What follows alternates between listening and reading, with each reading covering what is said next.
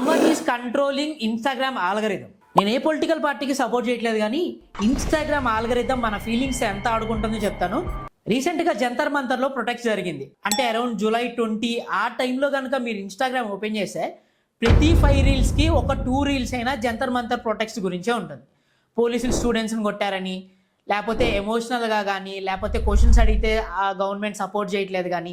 ఇదే సేమ్ కేసులో ఇప్పుడు జార్ఖండ్లో జరుగుతున్న ప్రొటెక్ట్స్ రీల్స్ కూడా మీకు అలాగే రావాలి కదా.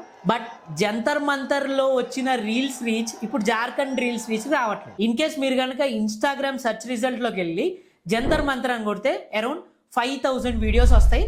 ప్రతి ఒక్క వీడియోకి మినిమం 3 lakhs వ్యూస్ ఉంటాయి. బట్ అదే ఇన్స్టాగ్రామ్ సెర్చ్ రిజల్ట్లోకి వెళ్ళి రాంచీ అని కొడితే మీకు జస్ట్ 100 నుంచి 200 పోస్టులే కనబడితే వాటికి బేసిక్ రీచ్ కూడా లేదు. ఇన్స్టాగ్రామ్ ఆల్గరిథంని ఎవరైనా కంట్రోల్ చేస్తున్నారా? వాళ్ళకి కావాల్సిన వీడియోస్ని రీచ్ పెంచడం.